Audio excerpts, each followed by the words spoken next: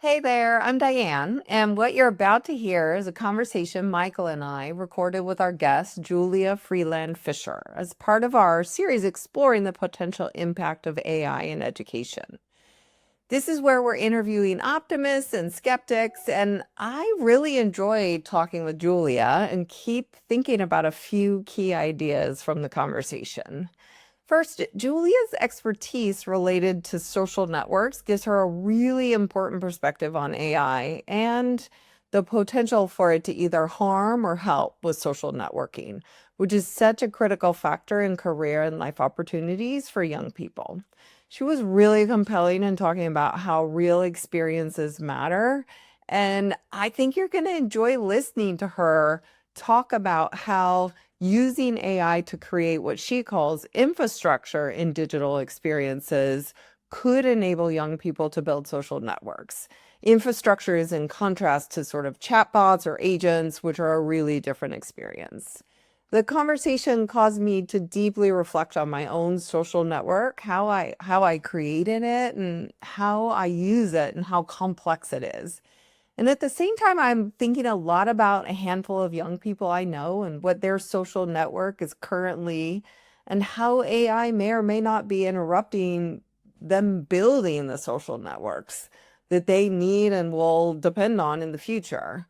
And then I'm also thinking about that for me and my age and stage, and what does that mean? It's been a fascinating rabbit hole that I'm really hopeful will yield some positive impacts on the product I'm building at Future and how my behaviors as the leader of a company sort of evolve and respond to this moment in time. All of that to say, I truly cannot wait to thoroughly think through all of these ideas with Michael. But until then, I think you'll really enjoy this conversation we had with Julia.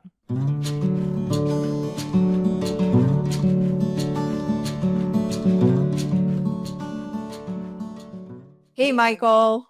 Hey, Diane, good to see you. You too. So Michael, since we started this mini series on AI and have begun interviewing all these really interesting people, I've started to notice AI literally everywhere in my life. Hmm. And so I remembered something about this from my psychology days, and I had a conversation with, yes, GPT about this to try to make sense of what's going on. And it turns out there is a particular psychological phenomenon that is going on here. I think I'm going to pronounce this correctly. It's the Baader-Meinhof phenomenon. Better you It's than me also to pronounce that. Yeah. it's also known as the frequency illusion. And basically what happens is when you learn something new, you think about it, you focus on it, and then you start noticing it everywhere.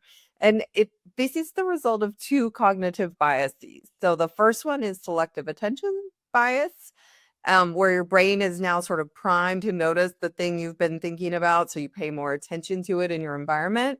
And then the second is confirmation bias. Once you notice it repeatedly, you interpret this as evidence that it's suddenly more common, even though its frequency hasn't actually changed. I don't know about you. I find this fascinating how our brain sort of filters and amplifies information based on what we're focused on. And so, yeah, that's happening to me. And just to illustrate my confirmation bias, I'm actually going to say out loud that I do think AI is everywhere. And I'm betting the person we are about to talk to today might feel the same because a lot of her recent work is on AI. Well, I think you have nailed the lead in, Diane. That's a, perfect segue as well for today's guest, who I suspect is nodding along. Excited to have her, Julia Freeland Fisher. I'll say up front, I'm really excited about this one because Julia has been a longtime colleague and friend of mine. I hired her at the Christensen Institute as a research fellow. And then when I left full time a decade ago, just about a decade ago, she stepped in as my successor. It was like a version 2.5 or 3.0 or something like that. We jumped ahead several generations. So it was terrific. And I couldn't be more thrilled, frankly, about the work that she's done since, because she's really elevated the important topic of social capital into the education conversation. She's frankly taught me a ton along the way. The book that if you want to sort of catch up on it that she wrote a few years ago is Who You Know. But most recently, she published some really interesting research about AI in education titled Navigation and Guidance in the Age of AI, which we'll link to in the show notes. But I'm sure we're going to get into that and much more. But first, Julia, before we do that, just welcome to Class Disrupted. Great to see you. Thank you. So honored to be here with both of you. Well, we hope you'll still feel that way by the end. But yeah, but before we get into a series of questions we have for you, actually, let's table set a little bit and share with the audience, how did you get so deep into this topic of AI itself? Because as we said, you've been researching social capital for several years now in education. You've thought a lot about the role of technology in that equation, clearly. And you thought a lot about how schools perhaps should redesign themselves to become more permeable, if you will, to the outside world. But why AI, and what's been the scope of your research around it? Yeah, absolutely. So I think, historically, I was sort of obsessed with the concept of, and I'm putting this in air quotes, ed tech that connects. I've been really disheartened, but still optimistic that there's a long runway of innovation. If we were to start to think about education technology, not just in service of content delivery or productivity or assessment, but also in service of connection, that young people could overcome the boundaries of their existing networks. They could connect with peers and professionals that share their interests, that there's just so much possibility if we started to do in the classroom what many of us do in our working lives, using technology to connect across time and space. So I've been studying that for a long time, and it has been a small but mighty market, certainly not something that has grown significantly. And that has made me painfully aware of just how much the ed tech market ignores connection as part of the value proposition of school.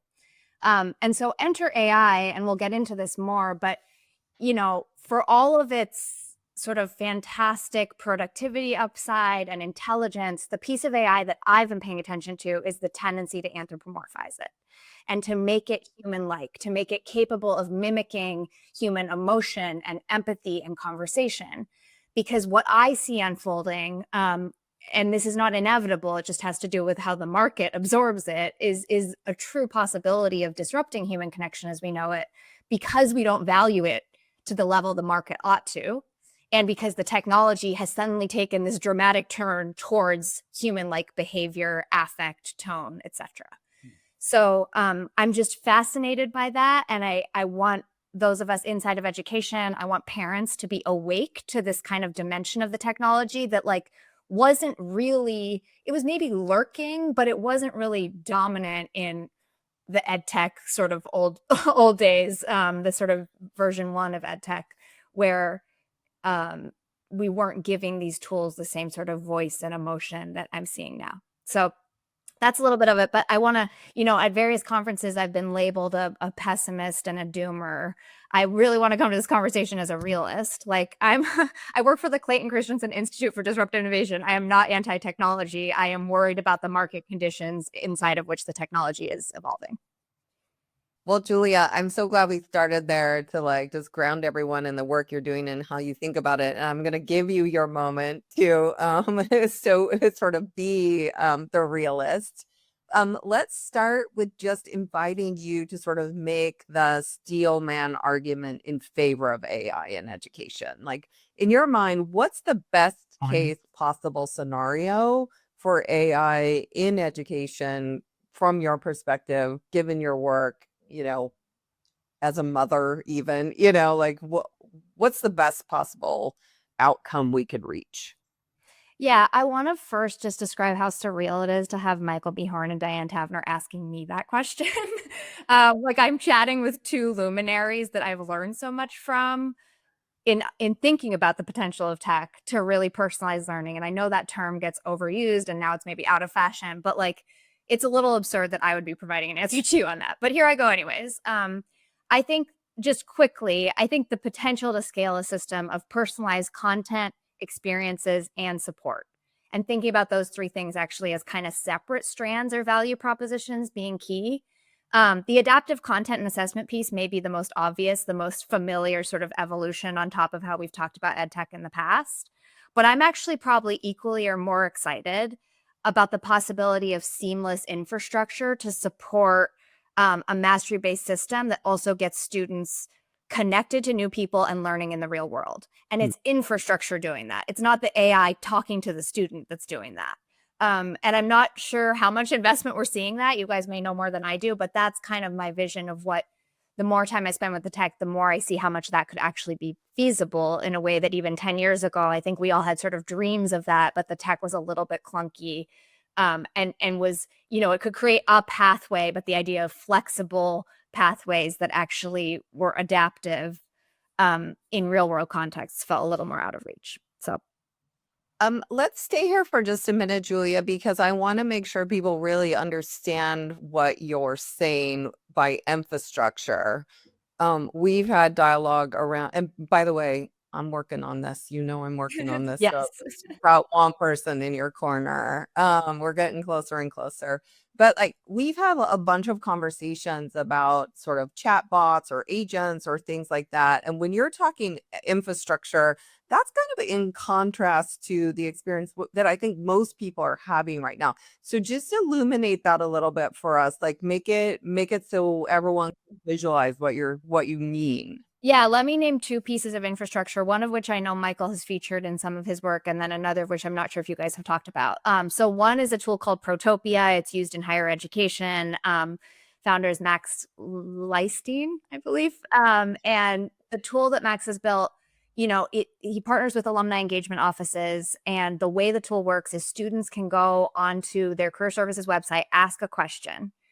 And based on the content of the question, Max's tool will cull through the alumni directory of that school, find the alum who is best suited to answer the question, email them directly to their email. There's not a clunky app that you have to go through.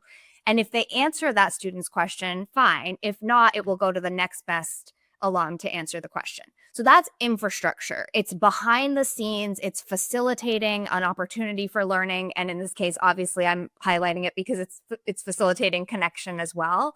But it's sort of doing the behind the scenes manual work that is not like high quality human work, but is necessary if you want a system where students are moving beyond just a singular predetermined path and actually having opportunities or conversations beyond it.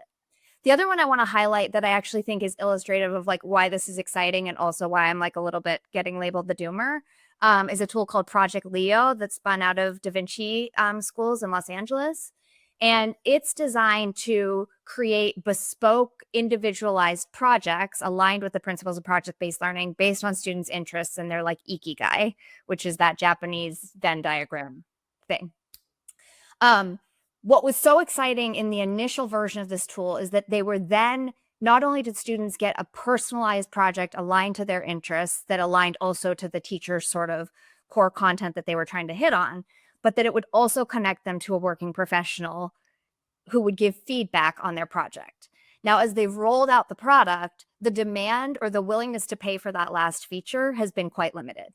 So it's not currently sort of part of the main product. And I say that to say like infrastructure for project-based learning, that's exciting to me, right? It's been perennially hard to scale project-based learning that's interest-based. Diane, this is like, again, absurd for me to explain this to you. Yeah. But so that's really exciting, right? That it doesn't sit on a teacher's desk to have to create 25 unique projects. I would like to, though, see the market mature in a way where demand for that last mile connection out to the real world is also there and people are willing to pay a premium for real world experience. So those are just two examples of like, it's the behind the scenes creation of stuff that students then do. It's not necessarily a student facing adaptive tool, which I'm not totally down on. Like, I think there's a place for that, but that's the infrastructure conversation. Yeah. So, Julie, if you've painted that picture of what could be, and frankly, a layer of AI that's much more invisible, I think, facilitating these sort of interactions, experiences, connections, and so forth. I'd love you to take now the flip side, and you said you've been labeled a pessimist. So maybe it's, I was going to say, give us the skeptical take, but maybe side. maybe it's the realistic take. But let me ask it in this way, a little bit more directed, because we want this part of the conversation, which is, what do you fear that AI is going to hurt and how? And although I'm sure you could also offer like a real, sort of steelman argument here as well, I think that your research has a lot to say around what you're seeing and what implications that might mean that we ought to be wary or at least on guard about right now. Yeah, so there's two things I want to name here, and one of them that I could go on and on about, which is human connection. So let me say the first one briefly, which is I'm worried about it harming the concept of experiential learning. And then we'll get to human connection. The concept of experiential learning is so exciting to me. It's what I want for my kids. It's what I want for all kids. And as much as I think that I just described two examples of infrastructure that could get us there, I think the market is much bigger for simulated experiences than actual experiences. And I think a lot of the hype around AI is like these bots can simulate anything. They can be anyone. You can be pretending to talk to fill in the blank. And yes, that may be a context to develop skills in a more applied way, but it's not real experience. And I'm worried about that for two reasons. One, I think that you run the risk of young people becoming accustomed to sort of synthetic interaction. But two, because if you look at what employers are demanding of entry-level work, it is experience. It's not just skills. And Ryan Craig has written a lot about this, the experience gap, as AI actually chips away at entry-level work, higher ed needs to step in and actually prepare students in new ways. But the piece of that I think we're not paying attention to in the education conversation is that actually requires true experiential learning, not just simulated skills, sort of performance tasks. And at least from what I'm seeing, and Diane, I'm right where you are at the beginning of the episode of like, I'm just reading all of this stuff through my little doomer lens now, but I just think there's so much more hype, partly because employers are willing to pay for like simulation experience stuff in the L&D market. There's much more hype around simulation than around what would it take to scale true experiential learning, by which I mean learning skills in an applied context with other humans. So that's number one. But now that was like not my real rant. My real rant is Oh, that was pretty, that was Michael, pretty do you good. want to react to that though? Because I actually think, Michael, that's something you've probably thought more about than I have. So Yeah, that's your number two though. Yeah. okay. So number two, what I think it could hurt is human connection. And I want to put this in a context of what I said initially around bots being anthropomorphized. And this is happening across many different pockets of both the consumer and ed tech market. I think we should be way more worried about the consumer applications. So we're talking here about romantic companion apps like Replica, character AI, where people in general, and young people included, are being drawn into parasocial relationships with bots that emulate and can even exceed sort of human behaviors in meeting those users' emotional needs. That is emerging against the backdrop of a longstanding loneliness epidemic, which is a lagging indicator of our underinvestment in human connection. And inside of schools, it's emerging against the backdrop of what I have observed over the past decade of my research of a lot of sentiment about relationship, but very little strategy. Very few metrics guiding whether students are actually connected, very little budget dedicated to human connection, again, as a value proposition in its own right. And so it's really, and Michael taught me this, right? So Michael taught me disruptive innovation theory. It is a classic disruption story in that loneliness is providing a foothold in the market for these bots to take hold. And there is very little stopping their upward march in the market. There is very little to hinder their growth because we as a society have basically said, go get less lonely on your own. Like, go solve this loneliness thing by yourself, which is ironic at best and really dangerous at worst. So that's my big concern. Again, I don't think ed tech is going to be the straw that breaks the camel's back. Like, if we asked over the last 20 years what technology most affected young people's lives, like, I'm sure some of our colleagues would like to be like Khan Academy, but I think many of us would agree, like, no, it was commercial tech. Yeah, sure. In particular. Well, so let's stay on that because I think you've raised two very interesting challenges.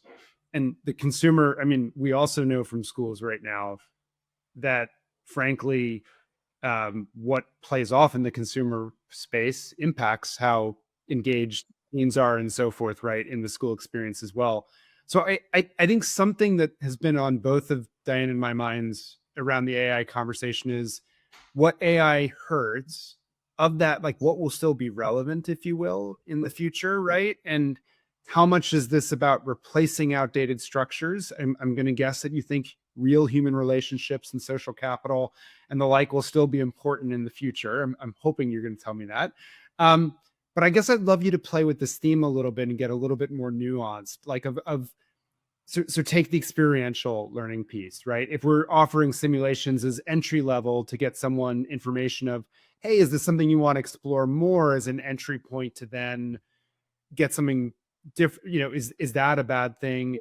Or like, where's the slippery slope and where is it really chipping away at something that's fundamentally what makes us human and that we ought to really be concerned about handing over to AI?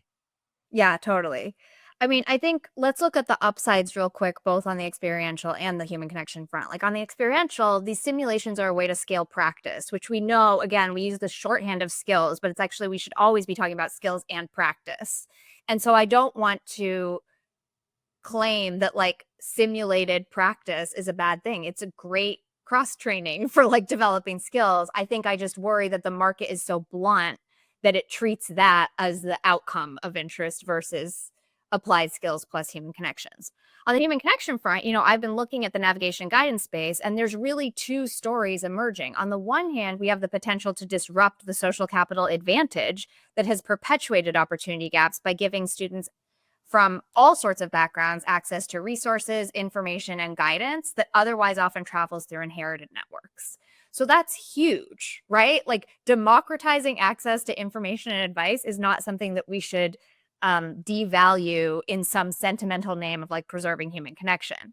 The piece of it, the slippery slope though, right, is that what I found in my research, at least based on our interviews with the supply side, is that the demand side really treats navigation and guidance as an information gap, not a connection gap. And we know that an estimated half of jobs and internships come through personal connections. So if you just use AI to solve the information gap piece, you're not doing the last mile work of actually addressing opportunity gaps. You're improving, it's like a rising tide lifts all boats, but the gaps are still going to be there if you don't get the social connection piece right. So that's where I'm very wary of these like self-help bots that, tout democratizing access and opportunity, but are actually sending the wrong message to young people about just how social the opportunity equation in America is. Yeah. Oh, I could not agree more. Literally.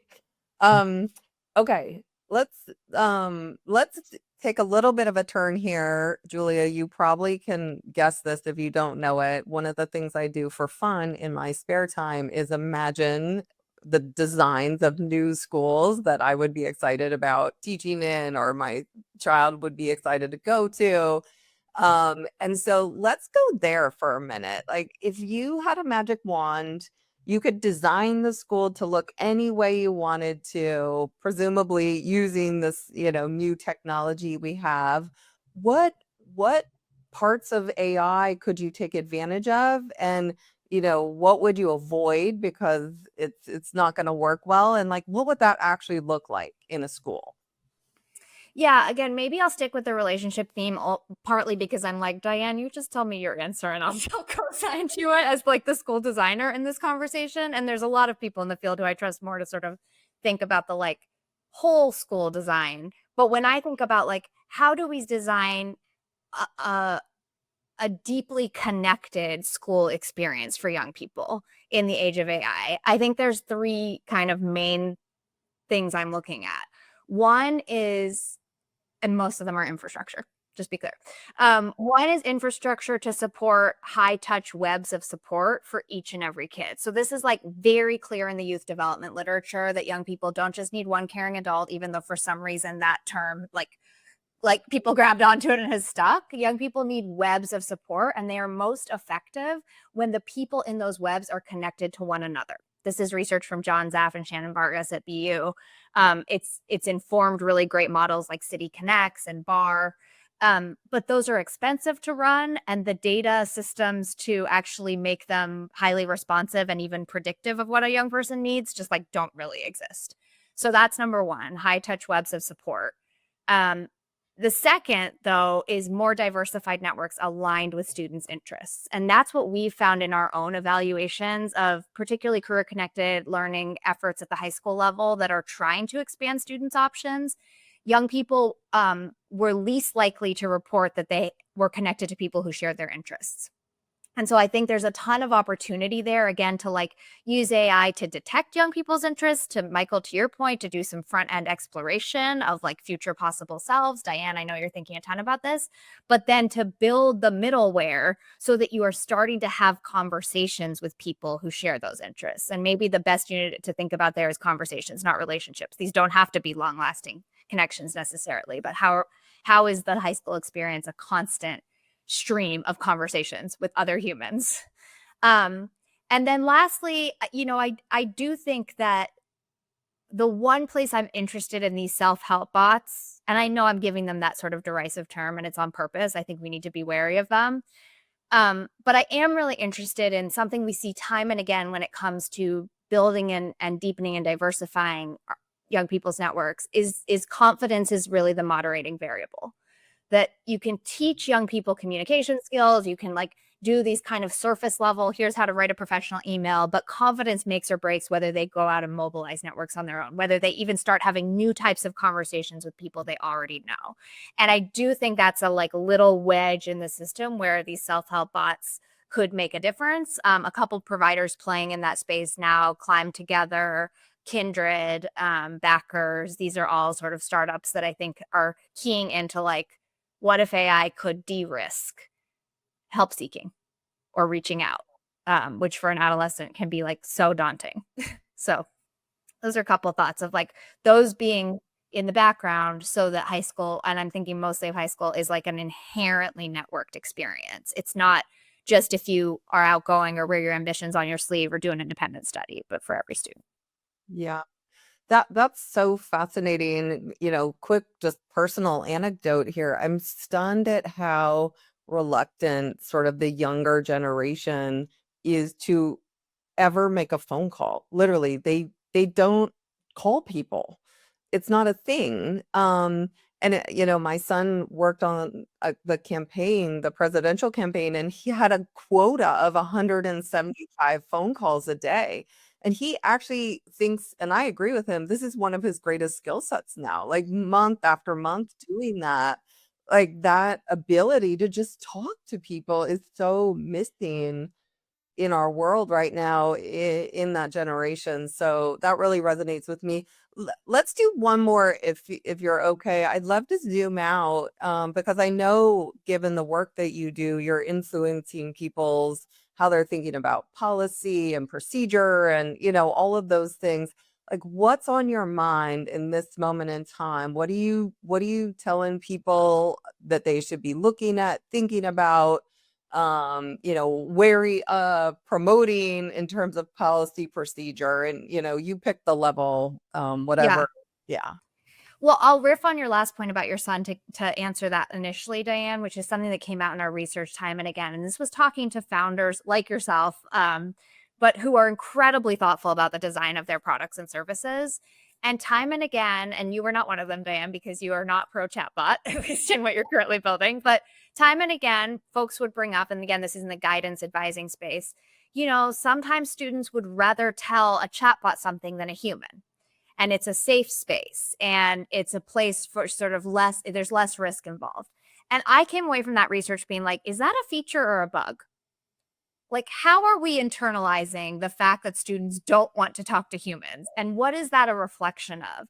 And so I think that's number one, like what I hope at this like sort of ecosystem level, people start thinking about is like, if students want to be talking to chatbots, like let's visit that. Let's actually interrogate that a little bit more. I think the second piece is around really starting to come up with language and some markers of what I'm calling pro-social technology. So again, like I don't think AI is inevitably going to disrupt human connection, but I think if bots are not trained to nudge students into the real world offline, if bots are actually trained to keep students engaged, if consumer tech, right, is making money on engagement, that is all moving in an antisocial direction. And I just think we need more language around that because like I was in a like off the record chat with someone from who recently left one of the big AI companies. And, everyone's worried about like national security and China and things that I know I should also be worried about while I'm like lying awake about AI companions. But, I said to him, like, what about the fact that these are being anthropomorphized and like encroaching on what we sort of hold dear as human? He was like, yeah, everyone working in industry is like creeped out by that, but has no idea what to do about it. And that was revealing, right? That there's a real prisoner's dilemma here, that like there's a creep factor, but it's like bullet 7 on slide 4. Like no one's really as worried about it as I think we should be. So that's number 2. And then the last thing is really much more parent facing. Like I think whether you agree with the like moral panic Jonathan Haidt stuff around cell phones over the past year, he's tapped into parent anxiety that I'm like, this is the right anxiety in some ways around screen time and addiction, but like we're not even talking about what's coming. And if you think social media was designed to appeal to our deeply wired need to connect, AI companions are that on steroids. And so I am not myself like a parent organizer. That's like not, I wish that was like who I was born to be, but I'm hoping that there will be more conversations around parent organizing around just like not creating barriers to innovation. This is the tightrope we need to walk, right? Like not shutting down the tech, but being super aware that like we have seen this movie before. Yeah. So those are my big 3. Wow. I got carried away there, Michael. Any other questions you want to ask before I take us? I think we asked the right questions. This has been fascinating. Okay. Yeah. Good. Yeah. I couldn't help myself. I so appreciate your thoughts, Julia. And we're going to ask you for one more. So we always invite our guests to join in our sort of end of show ritual, which is where we share what we're reading, listening to, watching. We try to do it outside of work, but we often, regress back into to work. But we'd love to hear what's been up for you lately. Yeah, so I just finished this like breathtakingly beautiful book called Nobody Will Tell You This But Me by Bess Kalb. It's a memoir about her grandmother, and it's done really beautifully. It's like her grandmother is talking to her. Like the form she chose is just stunning. And yeah, it was just intergenerational connection is like one of the most beautiful things. It was beautifully done. And I was actually thinking about it when and then I'll stop talking, I promise, but I was listening to your guys' last episode on AI and you were talking about Notebook LM and like putting a chapter of a book into that. And just how much texture of like the brilliance of what she did would be lost listening to these like TED Talk adjacent fake voices like riffing on it. And like our kids deserve to live in nuance and to detect it. And like, how do we, anyways, that book in particular is just such a beautiful, like only a human could have written it. And I know all sorts of people in Silicon Valley will debate me on that, but highly recommend. Resonates with me. Yeah, for sure. I love that recommendation. I'm working on planning a dinner called Generations Over Dinner. And so that might be a fun. Oh my gosh, check it out. It's beautiful. Conclusion there. I will. Okay. What's up for me right now? Well, I'm gonna stick with my biases that I introduced at the top of the show. And say that we just finished the 2nd season of The Foundation, which is a series on, I forget, one of those I don't know. It's on something. Anyway, based on the writings of Isaac Asimov, you can tell how good I am at TV, not very. And yes, one of the big plot lines is all about AI. There's no doubt about it. And so I'm seeing that literally everywhere. I will say it's for me, having not read the books, unlike my kiddos, it's a little bit hard. It's a lot going on there. It's hard to follow. I don't remember everything. I was glad I had some guides, actual guides, sort of coaching me through it. And it came together for me at the end and felt worthwhile. So it's certainly beautifully done and well acted and all of that. How about you, Michael? This may be my entree, Diane, into it because I've struggled with the books. Sal Khan has actually tried a couple occasions and I cannot get into them. So I like that. I will also stay with biases, but on a totally different front. I feel like I'm going to stereotype myself here. or everyone listening is going to be like, yep, that's Michael. So I just recently finished The Master, The Long Run and Beautiful Game of Roger Federer by Christopher Clarey.